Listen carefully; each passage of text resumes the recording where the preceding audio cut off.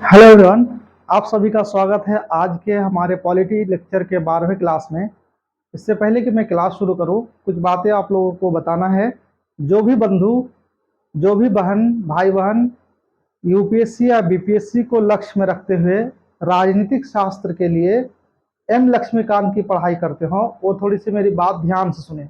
अगर आप हिंदी वर्जन की एम लक्ष्मीकांत पढ़ते हो तो थोड़ा सा सतर्कता बरतिएगा जरूर। इसलिए कि थोड़ा सा क्या है कि ना, इंग्लिश और हिंदी में कहीं कहीं थोड़ा थोड़ा सा फर्क है, और उस फर्क के कारण जो है पूरा पूरा चैप्टर समझने में गोल हो सकता है।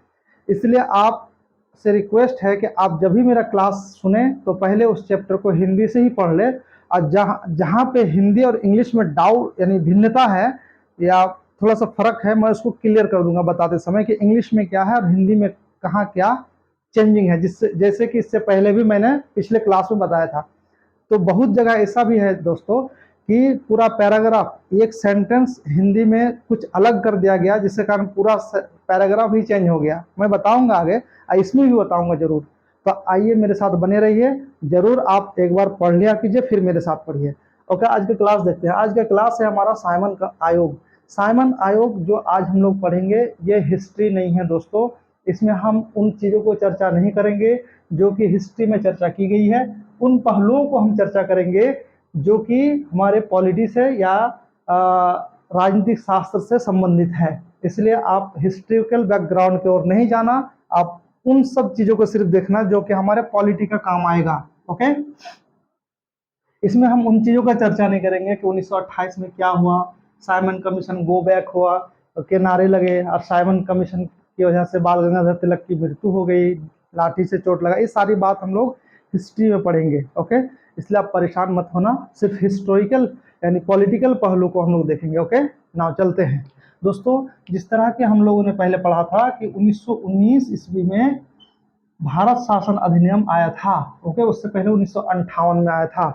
यानी भारत शासन अधिनियम, आप शब्दों पे गौर कीजिएगा, भारत परिषद अधिनियम नहीं।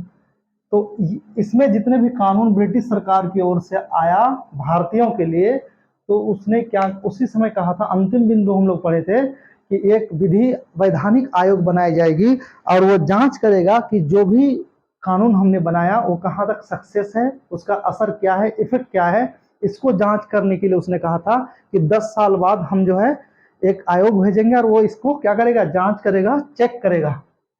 क्या हुआ दोस्तों, ये तो 1919 में उन्होंने कहा था, बट इसने क्या किया, ब्रिटिश सरकार ने वहां की पॉलिटिकल कंडीशन की वजह से, वहां की सत्ता की वजह से, वहां के दल की वजह से ये क्या काम किया, निर्धारित समय से 2 साल पहले ही नए संविधान की भारत में पता लगाने के लिए सर जॉन साइमन, नाम याद रखना, सर जॉन साइमन के नेतृत्व में 7 सदस्यीय वैधानिक आयोग की गठन की घोषणा की, जिसमें एक भी भारतीय नहीं था। यह इंपॉर्टेंट पॉइंट। 2 साल पहले इसको आना था 1919 से लेकर 1929 में, तो ये 1927 में गठन होकर 1928 में आ गया था। और जो है, और क्या था कि इसका जो इम्पोर्टेंट चीज कि इस आयोग में कितने सदस्य थे टोटल, तो 7 सदस्य थे। इसके लीडर कौन था, तो सर जॉन साइमन, इसको याद रखना आप, सर जॉन साइमन। ये प्रीलिम्स से पूछा जाता है हर एग्जाम में। प्रीलिम्स सिर्फ यूपीएससी, बीपीएससी और पीसीएस, अदर पीसीएस की बात नहीं है, एसएससी वगैरह में भी पूछी जाती है क्वेश्चन। इसको बहुत अच्छा से याद रखना आप कि साइमन कमीशन के सदस्य कितने थे, 7। इसके नेतृत्वकर्ता कौन था, सर जॉन साइमन। और भारतीय लोग जो है इसका विरोध किया, सारे दल यानी सभी दलों ने इसका बहिष्कार किया। क्यों बहिष्कार किया, रीजन क्या था, ये प्रीलिम से पूछा जाता है कि साइमन कमीशन गो बैक के नारे लगे, क्यों साइमन कमीशन के खिलाफ लोगों ने आंदोलन किया, क्यों। उसमें ऑप्शन रहेगा, एक ऑप्शन ये भी रहेगा, इसको आप याद रखना, जिसमें एक भी भारतीय नहीं था। करेक्ट आंसर इज एक भी भारतीय नहीं था। आप दिमाग में बैठा लो इस चीज को। ओके, इसलिए सबने बहिष्कार किया। लेकिन बहिष्कार के बावजूद इसने क्या किया, 1930 ईस्वी में अपनी रिपोर्ट जो है ब्रिटिश सांसद के सामने पेश की। इसने द्वैध शासन प्रणाली को, राज्य में सरकारों के विस्तार तथा ब्रिटिश भारत की संघ की स्थापना और तथा सांप्रदायिक निर्वाचन को जारी रखने आदि की सिफारिशें की। अब देखो, दो तीन चीज आप देखना ध्यान से कि उन सारी बातों को जो 1919 में लागू किया गया था, द्वैध शासन प्रणाली 1919 में लागू हुआ था, ये आपको पता है। और एक चीज क्या, सांप्रदायिक निर्वाचन जो है 1909 में शुरुआत हुई थी, केवल मुसलमानों और जमींदारों और टैक्स जो कर पे करते हैं उन लोगों के लिए। बट ये क्या हुआ, इसको विस्तार किया गया था 1919 में, सिख लोग के लिए, अंगल भारतीयों के लिए। इस तरह हम लोगों ने पढ़ा था कि इसने और क्या किया था, इसको एक्सटेंड किया था। तो ये 1930 में इस आयोग ने सिफारिश दिया कि जो चीज भी जारी हुआ है या लागू हुआ है 1919 में और 1909 में, वो सारी चीजों को बरकरार यथावत रखा जाए। इसने ये रिपोर्ट दिया किसको, ब्रिटिश पार्लियामेंट को।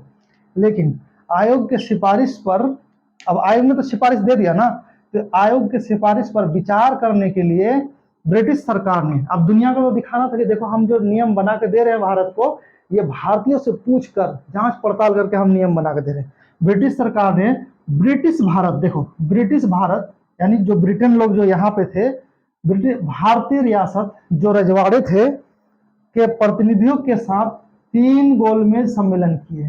कितने, 3 गोलमेज सम्मेलन किए। और इस सम्मेलन में जो चर्चा हुआ, इस चर्चा को आधार बनाकर एक श्वेत पत्र तैयार किया गया, ओके, जिस पर विचार करने के लिए ब्रिटिश संसद ने संयुक्त प्रवर समिति, वहां के संयुक्त प्रवर समिति के साथ समक्ष रखा गया। और इस समिति के सिफारिशों में कुछ संशोधन करके इसे भारत शासन अधिनियम 1935 ईस्वी में शामिल कर लिया गया।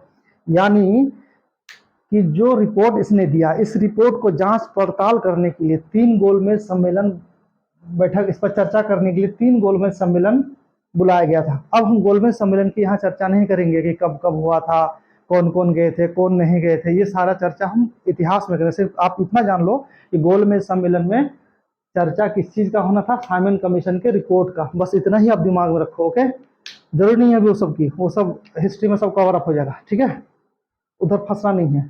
चलिए, तो उसके बाद एक श्वेत पत्र तैयार किया। श्वेत पत्र क्या होता है, प्रत्येक गवर्नमेंट है ना, गवर्नमेंट जो सरकार होती है, जो भी कुछ करने वाले होते हैं, जो कुछ अपना फाइनल कर दिया, उस चीज को वो जनता के समक्ष या फिर उस चीज को एक प्रकाश करता है कि हमको ये चीज करना है।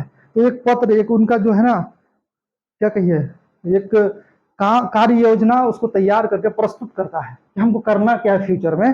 तो उस चीज का एक, उससे कहते हैं श्वेत पत्र। जो भी गवर्नमेंट का इस तरह का जो कार्य योजना होता है उसको श्वेत पत्र कहते हैं।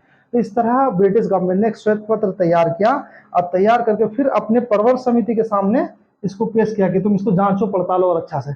इसने कुछ और इसमें एडिशन सिफारिशें की, लेकिन ब्रिटिश गवर्नमेंट ने जो है उसको जांच पड़ताल करके उसको कुछ संशोधन करके उसको क्या किया, भारत शासन अधिनियम 1935 ईस्वी में शामिल कर ले, जो कि इसके बाद हम लोग भारत शासन अधिनियम पढ़ेंगे। अब आप देखिए एक चीज, जो हिंदी वर्जन में है और जो इंग्लिश वर्जन में क्या फर्क है मैं बता रहा हूँ, आप थोड़ा सा ध्यान दो मेरी तरफ।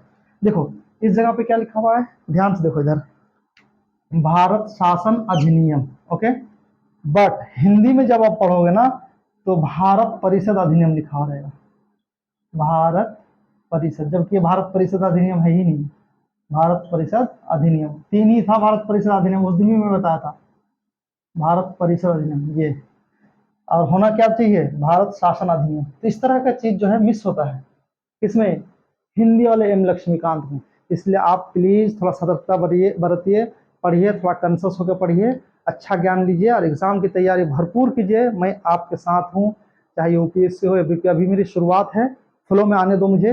अब मैं हर वो चीज़ बताऊंगा जो ज़रूरी है। मैंने बहुत मेहनत किया और कोचिंग की हर चीज़ मैं प्रोवाइड कराऊंगा जो मैंने पढ़ा है, अब मैंने मेहनत करके पढ़ा है। आई होप कि मैं आपको हेल्प 100% कर सकता हूँ। फुल्ली तौर पर आप मेरे साथ बने रहें। कंटिन्यू वीडियो नहीं हो पा रही है लेकिन होगी, धीरे धीरे हो रही है, सब चीज़ मैं अरेंज कर रहा हूँ। करंट से लेके सब कुछ, साइंस एंड टेक भी लाना है, हिस्ट्री भी लाना है, इकोनॉमी भी लाना है, तो धीरे धीरे सब इंक्लूड कर रहा हूँ।